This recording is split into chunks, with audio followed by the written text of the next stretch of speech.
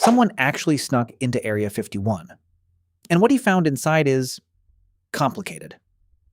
Area 51. Official name, Homey Airport.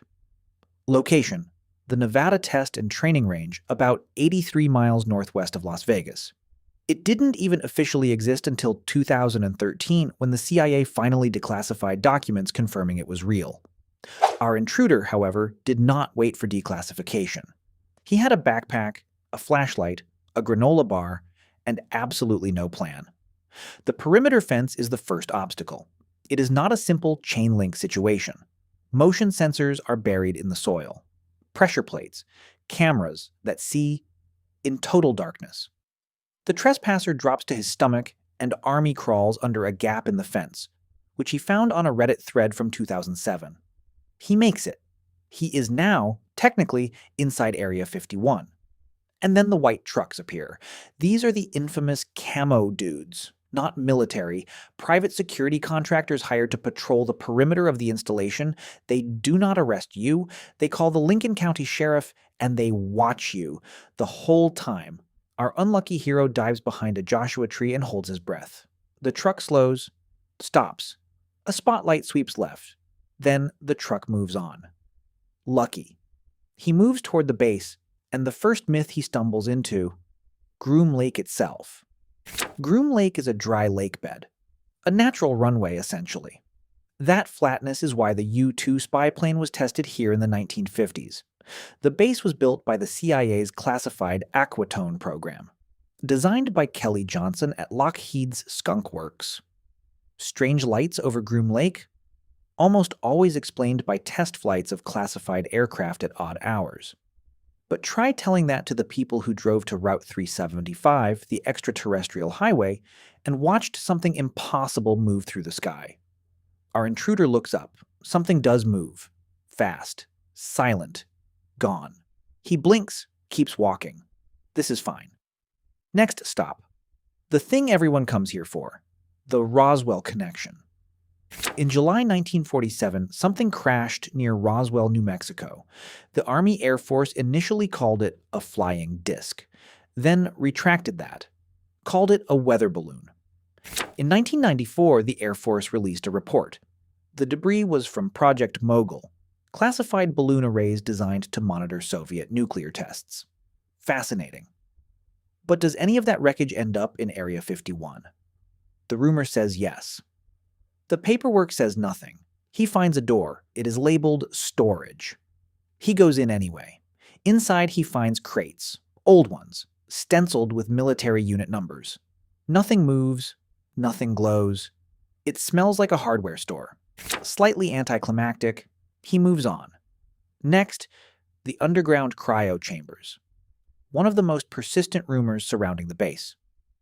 The claim, deep beneath the Nevada desert, alien bodies recovered from crash sites are stored in cryogenic suspension. No verified source has ever confirmed this. No document, no whistleblower with checkable credentials, just the story, repeating itself. What the base does have underground. Tunnels. Real ones, used for cable routing, infrastructure, and possibly more. Our intruder finds a floor hatch, rusted, heavy.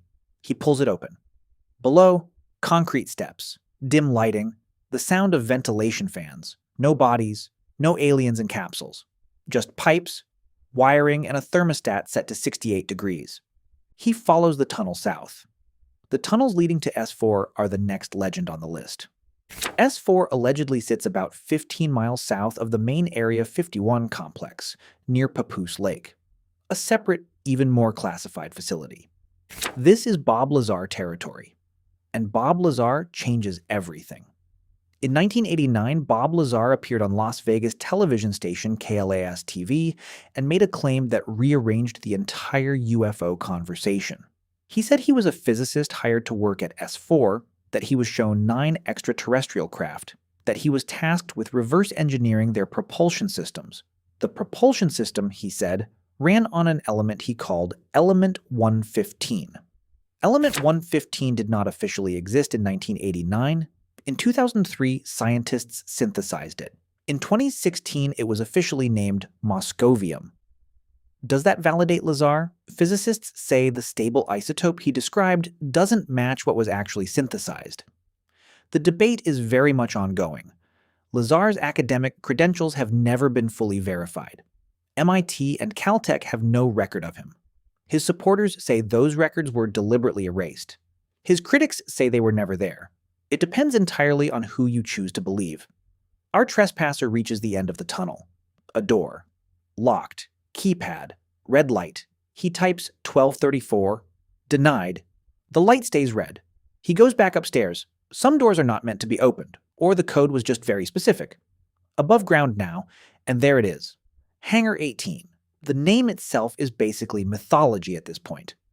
The legend, Hangar 18 at Wright-Patterson Air Force Base in Ohio, was supposedly where Roswell debris and alien bodies were taken first. Over time, the myth migrated west. Now, Hangar 18 means Area 51. Mythology has no respect for geography. He approaches the hangar. The doors are enormous, partially open, a crack of light, inside a large aircraft, conventional looking, swept wings, black paint, classified definitely. Alien? Almost certainly not. Probably something like what lived here before, the SR-71 Blackbird, the A-12 Oxcart, the F-117 Nighthawk. These were the real secrets of Area 51 for decades, aircraft so advanced they were mistaken for UFOs. The CIA has confirmed this. Our hero is now crouching behind a fuel truck just outside the hangar. A guard passes 6 feet away. The guard does not look left. He keeps walking. He is listening to a podcast. Something about true crime. The trespasser exhales and moves toward the next building. A sign reads, Optical Systems Lab. This is interesting. Optical camouflage. Another rumor with an actual technological spine underneath it. The idea, bending light around an object to render it invisible. Research into metamaterials that can manipulate electromagnetic waves is real. It has been published in peer-reviewed journals. Whether any of that research reaches operational status inside a classified base? Unknown, which is the whole point. He opens the lab door. The room is empty. The lights are on. There is a half-eaten sandwich on the desk, and then, from nowhere, a voice. You are in a restricted area. The voice is flat, slightly nasal, coming from something that is definitely not human. An alien. A real one, wearing khakis and a lanyard. His ID badge reads GRVX-7. His title, Facility Compliance Officer. He is annoyed, not frightened, annoyed. Shift change is in 40 minutes. Do you have any idea how much paperwork a trespasser generates? Our intruder has no answer. He did not expect bureaucracy. GRVX-7 sighs. I don't have authorization to vaporize you. That requires a Form 22C and a supervisor signature. But I can give you the tour, unofficially, just to save time. The trespasser follows a real extraterrestrial through a classified facility. This was not in the plan, but neither was anything else tonight. First stop on the official-unofficial tour, the reverse-engineered spacecraft program. This is the big one. The claim, repeated by multiple former intelligence officials, is that the US government has recovered non-human craft and has been attempting to understand them for decades. In 2023, David Grush, a former intelligence official, testified under oath before the US Congress that such programs exist. GRVX-7 pauses at the hangar door. Our unlucky hero tries to peek through the gap. He sees something round, something that does not look like a conventional aircraft. Then the door is closed. A simple hand on the door, GRVX-7's long gray fingers push it shut. Moving on. GRVX-7 does not elaborate. He just walks. Next subject, the non-disclosure agreements. Every civilian contractor and employee who works at the base signs one.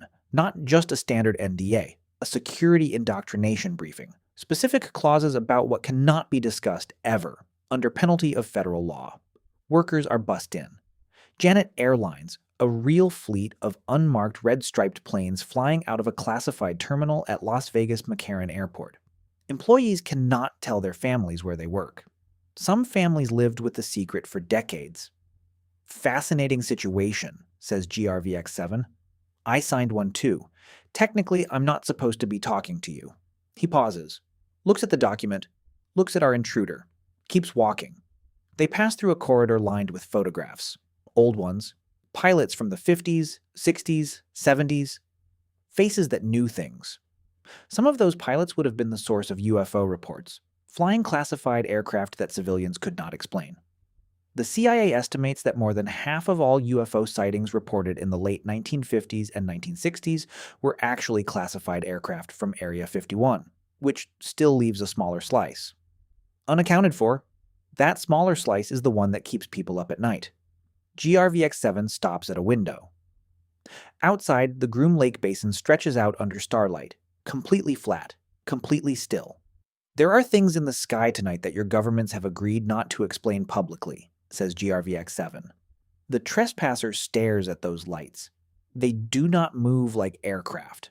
They do not move like anything he has ever seen. Then they are gone. Just gone. No sound, no trail, no explanation.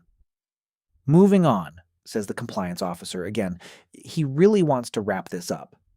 They arrive at what GRVX-7 calls the Propulsion Lab, the Bob Lazar room in mythology, a place of equations and impossibility. Lazar described a gravity propulsion system, a reactor fueled by element 115 that produced a gravity wave, allowing the craft to essentially fall toward its destination. Conventional physics calls this impossible. Exotic physics says, maybe not impossible, just beyond our current engineering capacity. GRVX-7 neither confirms nor denies anything in this room. He simply stands near the door, waiting. Our intruder touches the glowing sphere on the workbench. It is warm. It hums. GRVX-7 clears his throat. Please don't touch the artifacts. A pause. That is a paperweight, but still. He pulls the trespasser by the sleeve toward the corridor again. 12 minutes to shift change. The pace picks up. They pass a thermal imaging camera. It is rotating slowly. GRVX-7 pulls the trespasser flat against the wall. They walk.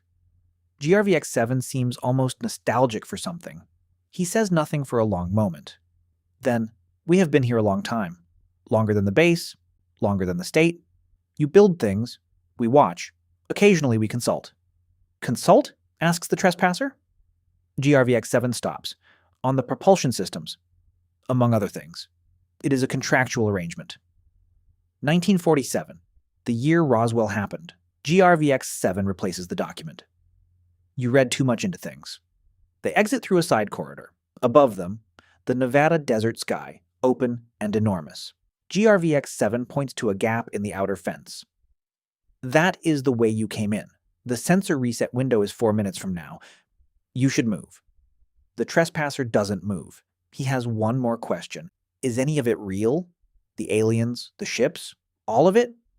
GRVX-7 looks at him for a long moment. Then he looks up at the sky, then back at the trespasser. I am standing here, says GRVX-7, wearing a lanyard in the Nevada desert at 2 a.m. You tell me. Then the white trucks appear at the far end of the road. 2 of them. Headlights on, GRVX-7 checks his watch. Shift change in 3 minutes. I strongly recommend you are not here. Our intruder runs. Through the dark, past the Joshua trees toward the gap in the fence.